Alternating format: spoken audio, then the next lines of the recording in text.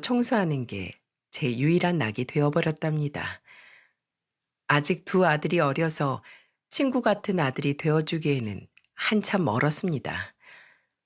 남편은 뭐하고 두 아들만 보고 사나 궁금하시죠? 사실 저는 이혼하고 아이들을 혼자 키우고 있거든요. 그래서 저는 늘 듣기만 하던 이 채널에 제 사연도 한번 보내야겠다 다짐만 하다가 이제야 보내게 됐답니다. 있으나 마나한 남편이랑 아들 셋 키우는 것처럼 사느니 차라리 혼자서 두 아들 키우는 게 낫겠다 생각했었죠. 마지막에 너무 지독하고 유치하게 싸웠던지라 이제는 더 미련도 없네요. 돈을 쉽게 생각하는 시대과 달리 제 친정은 돈이라면 100원도 그냥 쓰는 법이 없었답니다. 제가 어릴 때는 아빠가 무섭기도 했어요. 아끼고 싶어서 아끼는 게 아니라 아버지의 불호령이 무서워서 아꼈던 거였죠. 딸이 이렇게 말할 정도면 아버지가 대체 어느 정도였나 궁금하시겠네요. 어릴 때 이야기를 잠깐 해보자면 화장실도 편히 못 쓸 정도였습니다. 화장실에서 큰 거라도 보고 나오면 아버지가 저와 남동생을 불러서 이런 말까지 하셨어요. 아버지가 큰 거는 5장, 작은 건 2장에 해결하라고 했지? 너희들 아직 초등학생인데 휴지를 이렇게 해프게 써서 나중에 뭐가 되려고 그래? 그때 제가 초등학교 1학년이었고 남동생은 유치원생이었는데 아직도 아버지의 휴지 사용 규칙이 생각이 날 정도랍니다. 들으시면서도 왜 저렇게 궁상 떠나 싶지 않으신가요? 사실 저 때만 해도 저희 집안 사정이 그리 좋지 못했던 것도 있었죠. 부모님이 열심히 일하신 덕분에 성인이 된 후에는 여유롭게 지낼 수 있었지만 성인이 되기 전에는 늘 남의 옷 물려입고 지냈어요. 한창 예민할 나이였던 사춘기 시절에는 구두쇠 같은 아버지를 이해 못해서 다툰 적도 있었답니다. 새로 고등학교를 진학하는 시기에 교복을 사야 했는데 글쎄 아버지가 아는 분한테 교복을 구해오신 거예요. 원망스러운 제 속도 모르고 아버지는 자랑스러운 표정으로 저를 보며 신이 나셔서 말씀하셨죠. 이야, 미선아, 이것 좀 봐라. 내 친구 딸이 마침 딱 너 가려는 고등학교 작년에 졸업했다는 거야. 그래서 내가 우리 딸도 그 학교 간다고 얼른 구해왔어. 아빠 정말 대단하지? 우리 딸 고등학교 이름 기억해둬서 이렇게 새 거 같은 교복도 생겼잖아. 세탁소에서 드라이 클리닝만 하면 방금 산 교복이랑 다를 게 없어. 아빠, 우리 집 거지야? 어차피 한 번 사면 3년 입을 교복인데 왜 남의 집에서 교복을 받아와? 아빠가 다 너 생각해서 가져왔는데 왜 그래? 대신 아빠가 가방이랑 신발은 최고급으로다가 사줄게. 됐어. 다 필요 없어. 그렇게 돈이 없으면 학교도 보내지 마. 돈 아까운데 학교는 왜 보내? 그때 저는 아버지한테 우리 집 거지냐고 울면서 막 화를 냈어요. 친구들은 새 교복 사러 간다고 신나 있는데 아버지는 남의 집에서 저랑 딱 맞는 교복 구해왔다고 좋아하는 걸 보는데 기분이 좋을 수 있었겠습니까? 아버지는 영문도 모르고 갑자기 울면서 학교도 안 가겠다는 저를 보면서 당황해 하셨습니다. 그때 엄마가 울고 있는 저를 안아주면서 아버지를 타박하며 말하셨어요. 그냥 교복 정도는 새로 사 입히자. 3년 입을 옷인데 새 옷이면 좋잖아. 난 가방이랑 신발 더 좋은 거 사주려고 그랬던 건데 이렇게 싫어할 줄 몰랐지. 여자애들 그런 거 예민해. 교복 못 살 정도로 돈 궁한 것도 아닌데 왜 그래 정말. 이젠 우리도 좀 쓰고 살자. 10년 넘게 아껴 살았으면 됐잖아. 제가 고등학생이 될 무렵에는 집안의 사정도 점점 좋아지고 있었는데 아버지는 구두쇠 같던 버릇을 버리지 못하셨어요. 그래서 꼭 엄마가 중간에서 말을 해줘야 아버지는 그제야 생각을 바꾸고는 했습니다. 어떠십니까? 휴지부터 정말 기가 막히지 않으신가요? 저희 아버지가 살아생전 딱 전형적인 구두쇠 스타일이셨죠. 안타깝게도 제가 30이 되던 해 암으로 세상을 떠나셨어요. 돈만 있으면 못할 게 없다고 생각했는데 자수성가로 30억대 건물주였던 아버지도 큰 병 앞에서는 장사 없었습니다. 그 당시 부모님이 자수성가로 큰 돈을 벌게 됐을 때 사둔 건물이었죠. 하지만 저런 알짜 건물 죽을 때 이고 갈 것도 아닌데 아버지가 생전에 고생을 많이 하셨다는 생각이 들어요. 그래서 그런지 엄마는 아버지가 돌아가신 후 돈 아껴봐야 아무 소용없다면서 외제차를 덜컥 사기도 했습니다. 충분히 살 수 있는 능력이 있는 엄마가 사는 거라서 저와 남동생은 말리지 않았어요. 두 분이 워낙 금술 좋았던 부부라 아버지가 떠난 후 엄마는 공허해 보였죠. 돈이 있어도 암 하나 제대로 완치하지 못한 채 떠난 아버지를 보자 엄마는 조금은 인생을 즐겨도 되겠다 싶으셨던 겁니다. 하지만 워낙 아껴 살던 버릇 때문에 쇼핑을 하고 와도 엄마는 늘 이런 말씀을 하셨어요. 이 옷은 괜히 샀나? 어차피 이런 원피스 입고 갈 곳도 없는데 괜히 산 것 같아. 예쁜 원피스 있으면 좋지.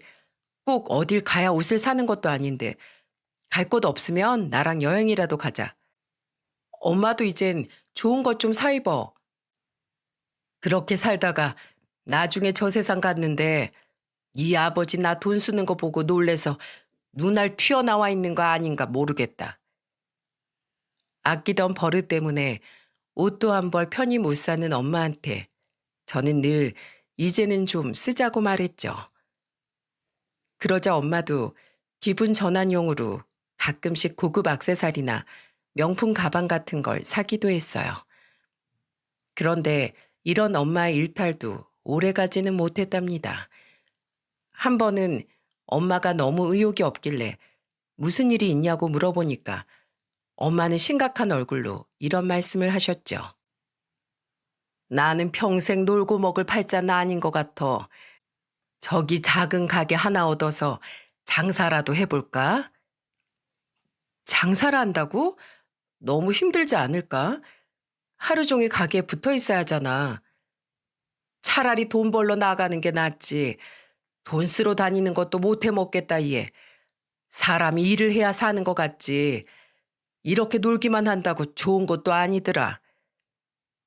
결국 엄마는 돈 쓰면서 노는 걸 더 못 견디겠다면서 정말로 작은 가게를 얻으시더니 콩나물 국밥 식당을 개업했습니다. 처음에는 엄마가 힘드시지 않을까 걱정했는데 한동안 힘이 없던 엄마는 그제야 생기가 도는 것 같았어요. 테이블 7개뿐인 작은 가게였지만 엄마는 너무도 즐거워하셨죠. 그렇게 아버지의 빈자리를 극복해 나갈 때 저는 지인 소개로 남편을 만나게 됐던 겁니다.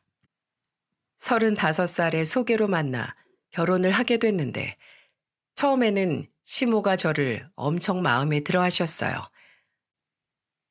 특히 상견례 이후의 시모는 빨리 결혼식부터 올리자며 서두르셨죠. 결혼 전 시댁에 갔는데 시모가 저를 보면서 기대에 가득 찬 얼굴로 이런 말을 했던 적이 있어요. 너 예물 예단은 하기로 한 거냐? 금액은 얼마 정도 생각하고 있어? 저희는 그거 다 생략하기로 했어요. 다 허례허식 같은 거잖아요. 남편과 저는 예물 예단을 생략하기로 얘기를 끝냈었는데 시모는 잔뜩 기대한 눈치였습니다. 분명히 남편은 시모랑 충분히 상의했다고 했는데 잘 전달되지 않은 모양이었어요. 시모는 잠시 한숨을 쉬면서 김샘 표정을 짓더니 다시 대수롭지 않다는 듯 말씀하셨죠. 니들이 뭐 그렇게 하기로 했으면 그렇게 해라. 나는 저번에 상견례 때 보니까 사부인이 비싼 목걸이를 하고 나오셨길래 그런 거 나도 한번 받아보나 했지. 딱 보니까 시모는 상견례 때 엄마가 하고 나온 차림과 주차장에서 본 차를 보고 어느 정도 사는 집이구나 하면서 내심 뭔가를 기대했던 것 같았어요. 계속 저한테 콩나물 국밥이 그렇게 잘 팔리냐면서 계속 얼마나 버는지 확인하려는 듯 물으셨죠. 그때 저는 속으로 엄마가 가게 수입 말고도 월세 수입이 있다는 걸 말씀드려야 하나 고민했습니다. 그런데 그 순간 가장 친한 친구가 했던 말이 떠올랐어요. 그 친구는 남편이 사업가였는데 사업이 어려워지면 그렇게 친정에 손을 벌리려고 한다면서 저한테 하소연하면서 이런 말을 했었죠. 너 결혼할 때 너희 어머니 건물 있다는 말 절대 하면 안 된다. 내 남편 봤지? 남편이 아니라 아주 왼수야. 사업 어려워지면 시부모 안 찾고 우리 부모님 찾아갈 생각부터 한다니까. 사람이 누울 자리 보고 다리 뻗는다고 네 친정에 돈 좀 있는 거 알면 어려울 때마다 친정 가자고 할 거다. 먼저 결혼한 친구의 조언이니까 꼭 명심해. 있어도 없는 척하란 말이야. 친구는 남편 사업이 기울어지면서 돈 문제로 골치를 썩고 있었어요. 그래서 사람 일 모르니까 있어도 없는 척하는 게 평화로운 결혼 생활을 유지할 수 있는 거라고 말했죠. 그때 저는 시모가 눈을 반짝이면서 저한테 엄마의 수입을 묻는 걸 보고 월세 수입에 대한 건 아예 말도 안 꺼냈습니다. 그렇게 저는 남편과 결혼을 하게 됐고 결혼 후 바로 아이까지 생겼어요. 그 후 만삭이 된 저는 출산 준비로 정신이 없었죠. 그때 시모가 출산일이 얼마 안 남은 저를 찾아왔었습니다. 그러자 남편이 시모를 보면서 이런 말을 했습니다. 출산 가방은 다 챙겨놨으니까 다 준비했어. 병원부터 산후조리원까지 한 번에 해두니까 속이 다 시원하다. 산후조리원? 그런 곳은 비싼 거 아니야? 얼마나 있으려고? 한 2주일 정도? 세상에 무슨 애 낳는 게 그렇게 몸조리까지 할 일이야. 난 너 낳고 집에서 집안일하고 다 했어. 에이, 엄마, 이 사람 나이도 있는데 그 정도는 쉬어야지. 그리고 산부인과랑 연계된 곳이라 얼마 안 해. 그 돈은 뭐 땅 파면 나와? 솔직히 산후조리는 친정엄마가 해주는 건데 그런 것까지 네 돈으로 해야 될까 싶다. 그냥 내 생각이 그렇다는 거니까 귀담아 듣지 말어. 시모는 산후조리원 비용까지 직접 부담하려고 하냐면서 툴툴거렸어요. 이미 저렇게 말을 하는데 귀담아 듣지 말란다고 안 들립니까? 저는 시모 말에 내심 서운했는데 남편이 시모한테 뜬금없이 이런 소리를 하는 겁니다. 저번에 장모님 하시는 식당 가보니까 파리만 날리던데 그럴 돈이 어딨어. 그냥 우리가 알아서 할 테니까 걱정하지 마. 상견례 때 그렇게 비싼 것만 두르고 오더니 다 빚 좋은 개살구였어. 아이고 내 팔자야. 아들놈 키워놨더니 죽 쏘서 개 좋네. 출산일 얼마 안 남겨두고 시모한테 이런 소리 듣는 건 대한민국 며느리 중에 저밖에 없을 겁니다. 차라리 제 욕을 했다면 저는 참았을 텐데 괜히 저희 엄마를 비난하는 것 같아 기분이 안 좋았어요. 그래서 참다 못해 시모한테 정중히 제 생각을 전달드렸죠.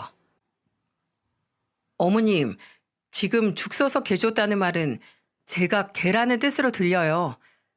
그렇다면 어쩔 건데? 제가 남편 금가락지인 줄 알고 골랐는데 노가락지도 안 되는 시원찮은 사람이었다고 하면 기분 좋으세요? 그리고 저를 개라고 하는 건 참을 수 있는데 저희 친정엄마한테 그렇게 말하는 건 너무하신 것 같아요. 아, 네. 제가 감히 며느님 심기 건드는 말을 했네요.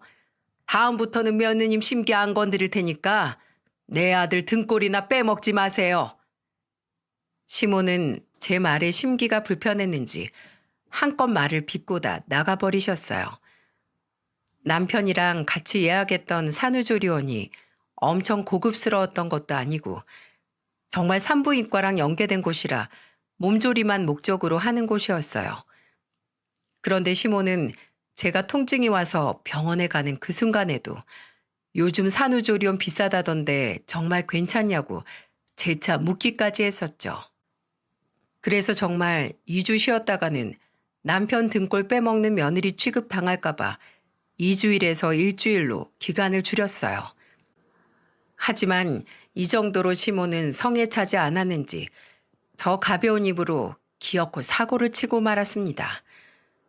건강한 아들을 낳고 산후조리원에 있는데 시모와 아가씨 2명까지 같이 왔었는데 마침 미리 와 있었던 친정엄마랑 딱 마주친 거죠.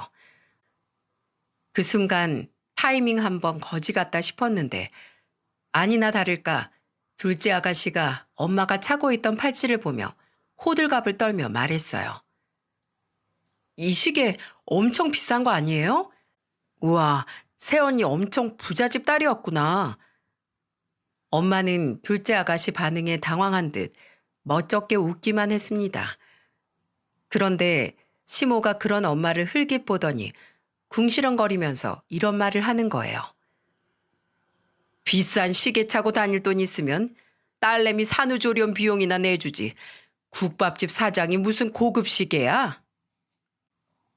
시모는 구석에서 혼잣말로 투덜거렸지만 순간 조용해진 실내에 그대로 다 울려 퍼졌죠. 남편은 시모를 보면서 왜 그러냐고 말렸지만 이미 엄마는 모든 걸 듣고는 당황한 얼굴이었습니다.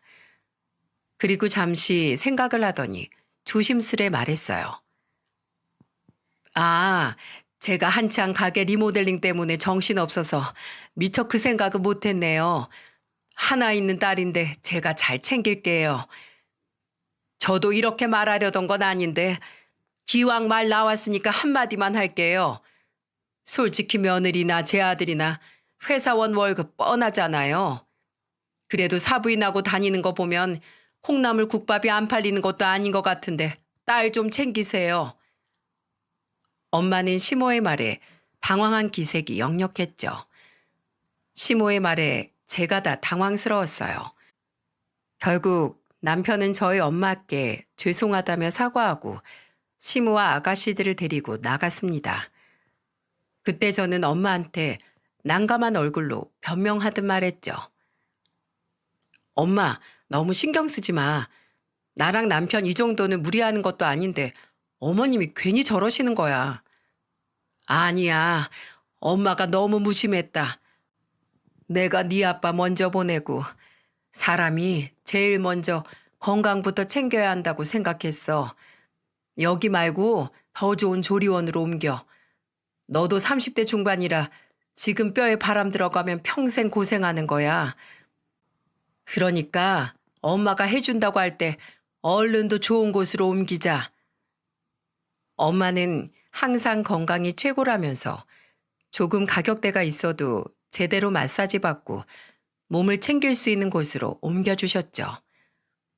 그런데 이걸 아니 꼽게 본 사람들이 있었어요. 바로 둘째 아가씨였답니다. 저보다 일찍 결혼해서 이미 딸도 하나 낳고 살고 있었죠. 그런데 제가 비싼 조리원으로 옮겼다는 소리를 듣고는 혼자서 저를 보러 온 거예요. 솔직히 저를 보러 왔다기보다 산후조리원이 궁금했던 것 같았죠. 보통 산모를 보러 오면 몸은 괜찮냐, 아이는 어떠냐, 보통 이런 질문을 많이 하지 않습니까? 그런데 둘째 아가씨는 오자마자 제가 있던 산후조리실 내부를 이곳저곳 보더니 대뜸 이런 질문부터 했어요. 여기가 그렇게 비싸다면서요? 2주 가격은 150만 원이 제일 싸다고 하던데 새언니는 얼마짜리예요? 아, 저는 200만 원이에요. 제가 나이가 있어서 친정엄마가 산후조리 제대로 해야 할 것 같다고 해서 온 거예요. 와, 콩나물 국밥을 얼마나 팔아야 2주에 200만 원 쓰는 거예요? 대단하시다. 절 보자마자 한다는 소리가 얼마짜리냐고 묻는데 여기까지 굳이 시간 내서 왜 왔는지 딱 알 수 있었죠. 그래서 저는 아가씨가 자꾸 캐물으며 궁금해하길래 대수롭지 않게 금액을 알려줬어요. 하지만 이 별거 아닌 대화가 저한테 부메랑이 되어 날아올 줄은 상상도 못했답니다. 산후조리가 끝나고 집에 돌아갔을 때는 별일이 없이 잘 지냈어요. 남편도 중간에서 시모와 아가씨 눈총을 잘 막아준 덕분에 별 문제 없었죠. 그렇게 잘 지내는가 싶었는데 문제는 큰아들이 2살이 됐을 무렵부터 벌어졌습니다. 2살 아기 성장 발달에 좋은 장난감 교구를 동네 아이 키우는 엄마들과 공동 구매를 했었는데 시모가 손자 보러 왔다가 그걸 보고 깜짝 놀라는 거예요. 그러더니 저한테 이게 다 뭐냐며 놀란 목소리로 물으셨죠. 그래서 저는 대수롭지 않게 시모를 보면서 하나씩 설명하면서 말했어요. 그 장난감이 애들 성장 발달에 도움이 된다고 해서 샀는데 너무 잘 가지고 노는 거 있죠? 너는 애 키우는 엄마가 이렇게 돈을 막 써서 어떡하니? 애들 어차피 금방 클 텐데 그냥 다른 집에서 받아다 쓰지. 이건 이번에 새로 나온 거라 중고도 잘 없어요. 그리고 동네 엄마들이랑 공동구매로 산 거라서 금액도 많이 안 비싸요. 내가 너 그럴 줄 알았어. 하긴 네가 뭘 보고 배웠겠어. 국밥집이나 하면서 사치 부리는 네 엄마 보고 배웠겠지. 시모는 또 친정엄마 얘기를 하면서 비꼬기 시작했습니다. 엄마가 자식한테 좋은 것만 해주고 싶은 거 당연한 거 아닙니까? 그리고 사치로 따지면 시모도 어디 가서 빠지지 않는 사람이었어요. 일도 안 하면서 피부과에 200만 원씩 쏟아붓는 사람이 바로 시모였죠. 오죽하면 시부가 우스갯소리로 시모는 쭈글쭈글 할머니가 돼도 얼굴은 빵빵하게 주름 한 점 없을 거다. 이런 말까지 하셨겠어요. 시모 취미가 보톡스 맞기라고 할 정도였답니다. 결국 2분은 성격 차이로 황혼 이혼을 하셨고요. 누가 시모를 감당할 수 있을까 싶더라고요. 그런 시모가 친정엄마를 보면서 사치라고 하는데 기가 막혔습니다. 그래서 저는 시모를 보면서 쏘아붙이듯 말했죠. 어머님, 대체 뭘 보고 저희 엄마가 자꾸 사치를 부린다고 하시는 거예요? 딱 봐도 몰라? 시계, 목걸이, 가방까지 전부 비싼 거잖아. 그리고 그때 산후조리원도 친정에서 해줬던 거잖아. 사람이 분수에 맞게 돈을 써야지. 엄마가 딸 걱정하는 마음에 그동안 모아둔 적금 깨서 조리원 보내주신 게 사치스러운 일이라는 거 이제 알았네요. 그리고 어머님이 봤다는 친정엄마 시계, 목걸이, 가방 디자인이 매일 바뀌던가요? 저희 엄마 고가 제품은 딱 1개씩밖에 없어요. 따지고 보면 명품 가방은 어머님이 훨씬 더 많으세요. 제 말에 시모는 놀란 표정을 지으며 당황한 것 같았어요. 그런데 진짜로 저희 엄마는 시계, 목걸이, 가방 다 1개씩밖에 없었습니다. 어차피 편하게 못 쓸 물건 뭐하러 사냐면서 하나만 있으면 됐다고 더 사려고도 안 하셨죠. 그랬더니 시모는 횡설수설하면서 이렇게 말했습니다. 누가 디자인을 자세히 봐? 그리고 하나 사는 건 돈 안 들어? 저희 엄마 가게 때문에 돈 쓸 시간도 없으세요. 잘 모르시면서 그렇게 함부로 말씀하시면 안 된다고 생각해요. 그러니까 조심 좀 해주세요. 시모한테 딱 부러지게 말하고 나니까 시모는 할 말이 없었는지 괜한 트집을 잡더군요. 말은 그렇게 따박따박 잘하면서 왜 남편은 말라 비틀어져 가게 만들어? 어제 보니까 내 아들 살 빠진 것 같은데 네 아들만 챙기지 말고 남편 좀 챙겨. 괜히 할 말 없으니까 남편 좀 챙기라는 소리를 하고는 나가버리는 거 있죠? 산후조리원 좋은 곳 한 번 갔다고 2년이 지난 뒤에도 잔소리 듣는 사람이 또 있을까 싶었습니다.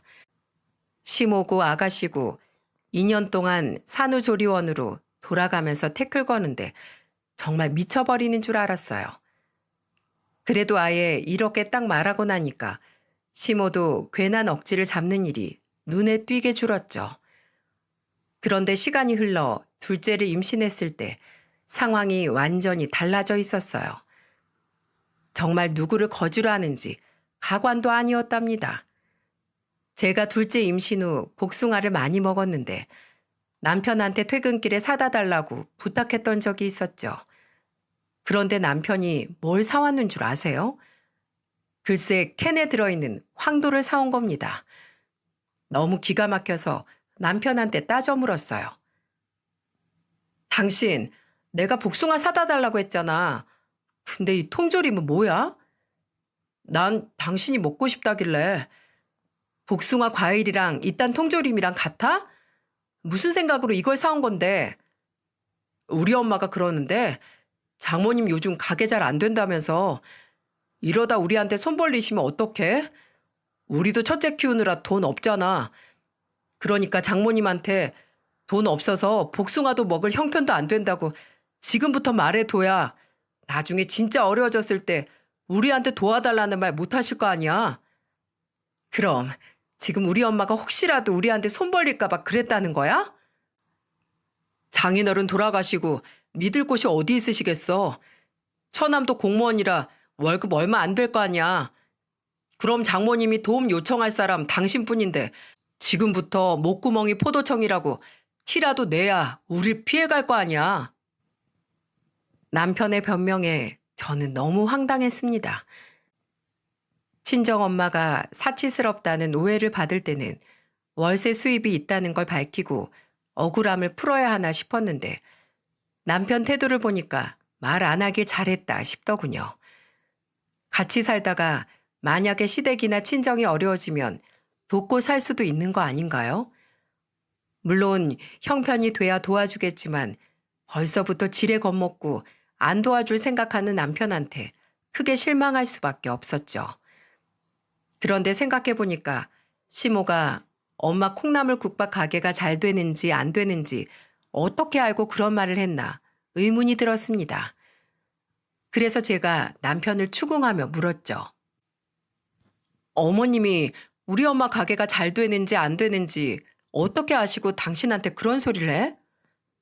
요즘 다 어렵잖아. 그래서 그런 말 하셨겠지. 아닌데? 분명 뭔가 보고 와서 하시는 말 같았는데? 당신 얼른 들은 대로 말해봐. 지금 뭔가 숨기려는 거 다 티나? 엄마가 일주일 정도 가게 근처에 있으셨는데 손님이 별로 없는 것 같다고 하더라고. 그럼 가게 앞에서 손님 얼마나 있나 보러 가셨다는 거야? 별 생각 없이 가셨을 거야. 너무 화내지 마. 아니, 나 지금 너무 불쾌하거든? 앞으로 엄마 식당 앞에 한 번만 더 가셔서 그렇게 손님 세고 있으면 내가 시댁에 눌러 앉아서 어머님 외출 몇 번 하나 세고 있을 거라고 꼭 말씀드려. 미안해. 내가 다시는 가지 말라고 꼭 말할게. 대체 뭐가 그렇게 궁금해서 엄마 식당 손님 머릿수까지 세고 사는지 시모를 당최 이해할 수가 없었어요. 그러니까 결국 엄마 가게 쫄딱 망하면 본인 아들까지 힘들어질 것 같으니까 선수치고 있는 거라는 생각밖에 안 들었죠. 그 후 시모는 남편이 말실수로 엄마 가게를 훔쳐본 사실을 저한테 털어놨다는 걸 전부 알았는지 한동안은 제 눈치만 보더라고요. 그 덕에 한동안 조용히 지내긴 했는데 문제는 아가씨들이었답니다. 제가 딸을 출산하고 100일이 지났을 때 아가씨들이 꼭 그렇게 미운 소리들을 했었죠. 딸이 100일이 이제 막 지났을 때였는데 딸 얼굴을 보면서 막내 아가씨가 이런 말을 하는 거예요.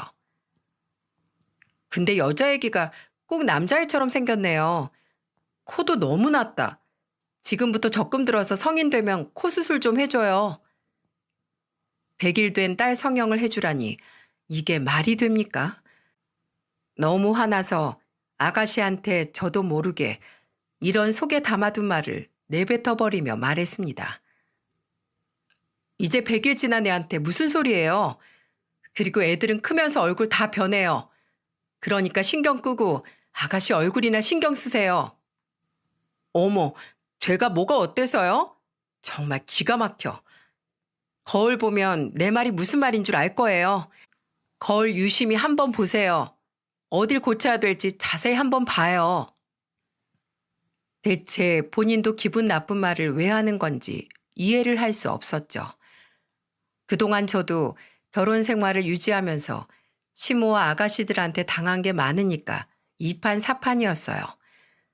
이래서 시집살이는 귀머거리 3년, 장님 3년, 벙어리 3년이라고 하나 봐요. 제가 이 정도로 돌을 닦는 심정으로 사는 동안 남편이랑은 어땠는 줄 아십니까? 아들이 5살, 딸이 2살쯤 되니까 남편이 저를 무시하기 시작했어요. 그러면서 둘째를 씻기고 나와 옷을 입히고 있는데 저를 보고 이런 말을 하는 거 있죠? 지금 우리 딸을 씻기고 입힐 게 아니라 당신이나 좀 씻고 화장 좀 해봐. 아줌마라도 그렇지 너무한 거 아니야? 배 나온 아저씨가 할 소리는 아니지 않아? 거울 좀 봐. 누가 보면 당신 셋째 임신한 줄 알겠어. 남자랑 여자랑 같아? 여자가 여자다운 맛이 있어야지. 당신은 너무 드세. 나도 진짜 당신만 보면 할 말 많은데 너무 심한 말 듣고 정신적 충격받을까 봐 참는 거야. 그러니까 떠오른다고 아무 말이나 하지 마. 대체 왜 남자들은 자기 자식 낳고 같이 사는 여자한테 저런 소리를 할까요? 제 얼굴에 침 뱉기라는 생각을 못하는 건지 참 한심했습니다. 애들이 커갈수록 남편과의 사이는 소원해지고 불편해졌죠. 그러던 중 또 한 번의 불행이 제 삶에 닥쳐오기 시작했습니다.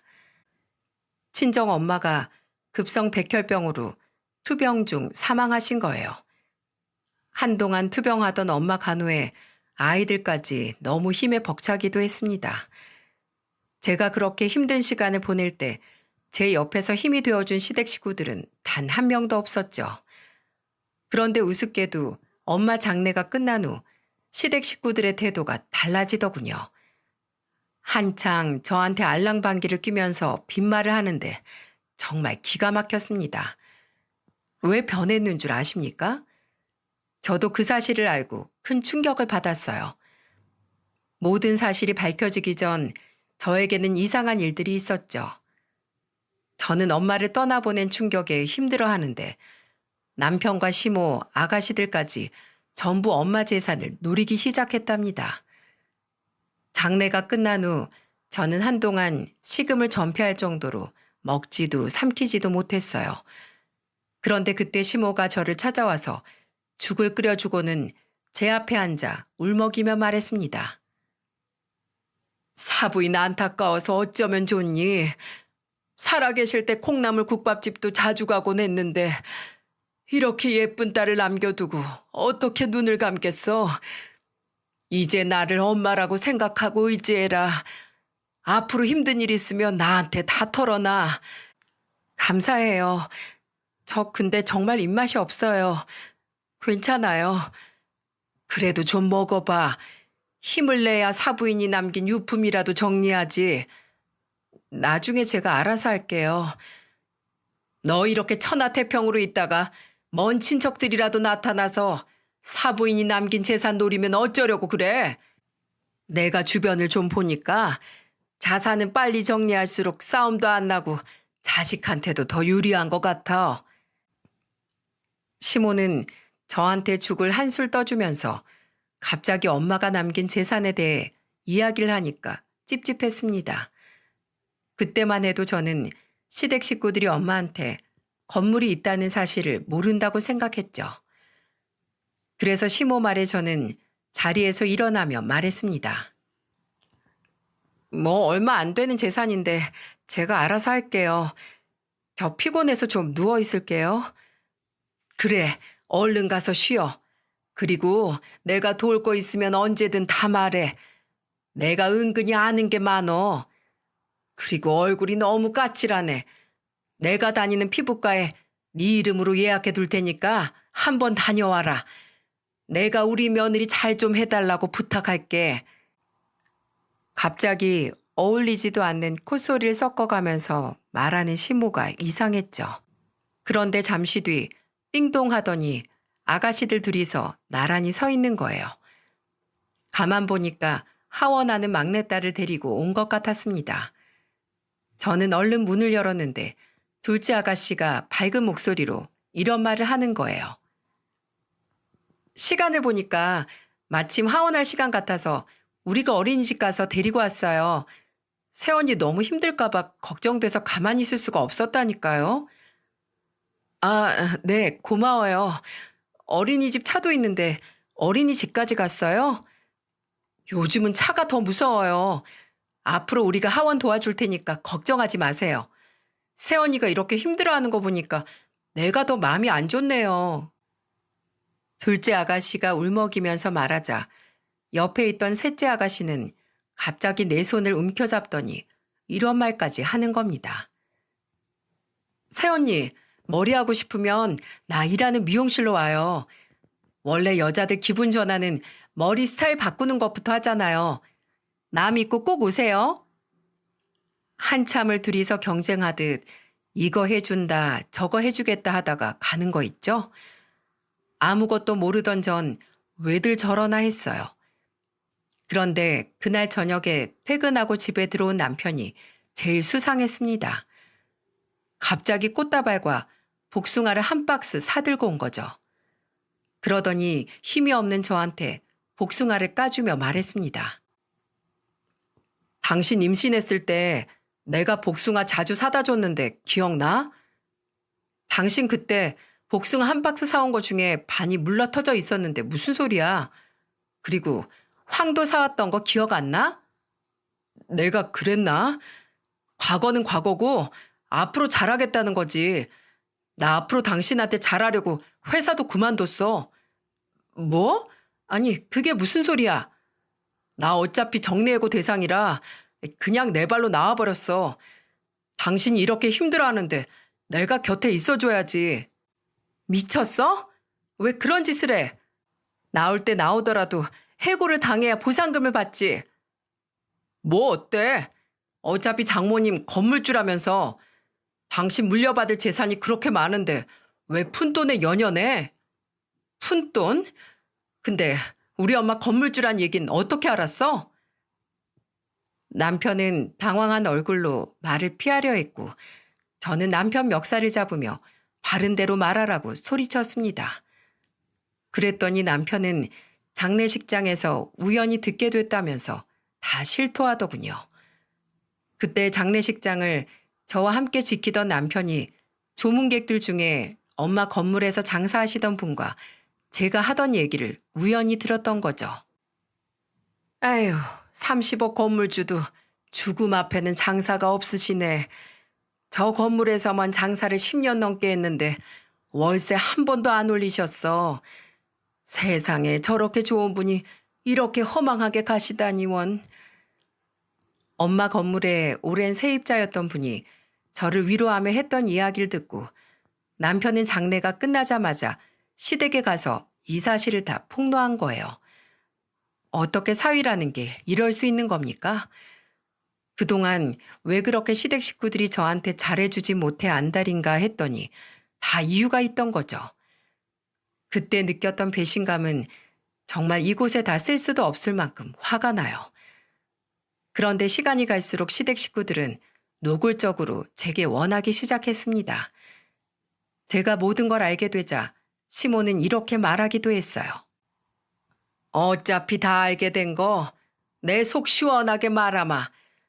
너 자식 돌보느라 힘들 텐데 사부인 건물 월세는 내가 관리해 주마. 나 가계부도 엄청 잘 써. 설마 그 많은 돈 혼자서 다 가지려고 하는 건 아니지? 제가 미쳤어요? 왜 그 건물 관리를 어머님한테 맡겨요? 제발 신경 좀 끄세요. 진짜 진절머리가 날 만큼 시모는 저만 보면 돈 타령이었어요. 하이에나 떼들도 아니고 막내 아가씨는 저한테 이런 요구까지 하더라고요. 새언니, 저 미용실 좀 차려줘요. 그 건물에 공실 없어요? 언니 머리 평생 공짜로 해줄 테니까 저 가게 좀 해주세요. 아주 단체로 지랄들을 하네. 내가 이 집안 봉이야? 왜 내가 미용실을 차려줘? 뭐? 지금 지랄이라고 했어요? 돈 좀 있다고 유세 떠는 거야, 뭐야? 진짜 너무하네. 너무한 건 당신들이지. 그동안 나한테 어떻게 했는데 이제 와서 지랄들이야? 저는 너무 열받아서 아가씨한테 화를 버럭 내고 전화를 끊어버렸어요. 아무리 돈이 좋다지만 이건 너무 철면피들 아닌가요? 시모와 아가씨 남편까지 싸그리 어떻게 엿을 먹일까 궁리했어요. 그냥 넘어가면 제가 화병으로 죽을 것 같았죠. 저는 우선 하이에나 때 같은 시댁 식구들을 한자리에 모으려고 문자를 이렇게 돌렸어요. 몇 월 며칠 토요일 7시 사거리 앞 소고기 식당으로 오세요. 그러자 남편은 제 문자를 받자마자 전화를 해서 신난 목소리로 말했어요. 여보, 나 드디어 사업 자금 주려는 거야? 일단 와봐. 내가 봉투 줄 테니까. 역시 우리 여보. 난 당신이 현명한 사람이라고 믿고 있었어. 이따 봐, 여봉. 한껏 들뜬 남편 목소리를 들어보니까 시모와 아가씨도 들떠서 오겠구나 싶었죠. 한 방씩 먹일 생각에 7시만 기다렸어요. 그렇게 약속한 시간이 되자 입이 귀까지 걸린 시모와 아가씨 남편이 가게로 들어왔습니다. 제 앞에 나란히 앉은 세 사람을 보고 음식부터 잔뜩 시켰어요. 그러자 시모는 신나서 콧노래까지 부르며 말했습니다. 그래, 금강산도 식후경이지. 우리 며느리 많이 먹어라. 일부러 가장 비싼 메뉴만 시켜서 먹고 배가 좀 찼다 싶을 때 전 테이블 위에 봉투를 올렸어요. 그러자 아가씨들이 저한테 엄지를 들어 보이면서 말했죠. 새언니, 봉투에 담아서 그렇게 주시는 거예요? 진짜 너무 멋있고 박력 있어요. 그 소리를 들은 남편이 맞장구를 치면서 이런 말을 했습니다. 이게 바로 내 와이프야. 이렇게 멋있는 사람이라고 화끈하잖아. 어쩜 그렇게 헛꿈들을 꾸는지 정말 어이가 없었어요. 더 들어주기 힘들어서 저는 각자 이름이 적힌 대로 나눠줬습니다. 그리고 봉투를 건네받고 내용물을 확인한 시모는 의아한 듯 물었죠. 이게 뭐냐? 웬 부적이야?